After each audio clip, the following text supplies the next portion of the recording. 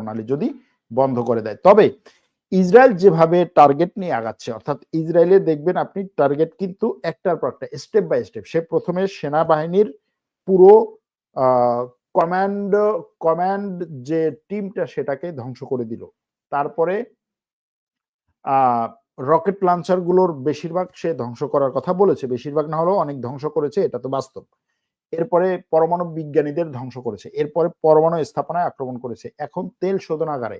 এরপরে যদি এই ধরনের তেল শোধনাগার, বিদ্যুৎ প্রকল্পগুলো, এরপরে বিদ্যুৎ সাপ্লাই লাইন, এগুলোতে যদি আক্রমণ করে এবং এই অবকাঠামোর যদি ক্ষতি হয়, যে আপনি ইরানের বিদ্যুৎ সরবরাহ যদি বন্ধ হয়ে যায় গুরুত্বপূর্ণ জায়গাগুলোতে, এবং তার যদি ইনফ্রাস্ট্রাকচার যদি আপনার ব্যাপক পরিমাণে ধ্বংস করে দেয়া হয়, তাহলে সেই দেশটির মেরুদণ্ড সোজা করে দাঁড়াতে অনেক সময় লাগবে। এবং খুব সম্ভবত আমার কাছে যেটা মনে হয়, ইসরায়েল সেদিকেই আগাচ্ছে এবং এই যুদ্ধ সে দীর্ঘায়িত করতে চায়। এই যুদ্ধ দীর্ঘায়িত করার মাধ্যমে ইরানে এখন যারা ক্ষমতা আছে তাদের বিরুদ্ধে ইরানের ভিতর থেকে ব্যাপক পরিমাণে একটা ক্ষোভ তৈরি করার চেষ্টা করবে, যেই ক্ষোভের সাপোর্ট দিবে আমেরিকা, পশ্চিমা বিশ্ব, ইসরায়েল, এবং সেখানে এই আয়াতুল্লাহদের শাসনের একটা অবসান করানোর চেষ্টা করবে ইসরায়েল।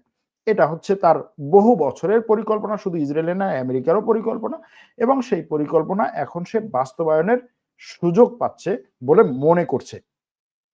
এবং সেই ক্ষেত্রে আপনি দেখবেন অলরেডি মনে হয় শুরু হয়ে গেছে যে বিরোধীরা যেন ইন্টারনেট ব্যবহার করে ঐক্যবদ্ধ হতে পারে ইরানের বিপক্ষে, ইরানের বিরুদ্ধে, ইরানের মধ্যে যেন ব্যাপক পরিমাণে প্রোপাগান্ডা ছড়ানো যায়, সেজন্য ইন্টারনেট ফ্রি করে দেবে আমেরিকার বিভিন্ন কোম্পানি। স্টারলিংক ইন্টারনেট ফ্রি করে দিতে পারে, টুইটার সেখানে সব ধরনের সুযোগ সুবিধা দিয়ে দিবে, যে ইরান বিরোধী প্রোপাগান্ডা গুলোকে সামনে নিয়ে আসবে, বেশি বেশি মানুষের সামনে দেখাবে।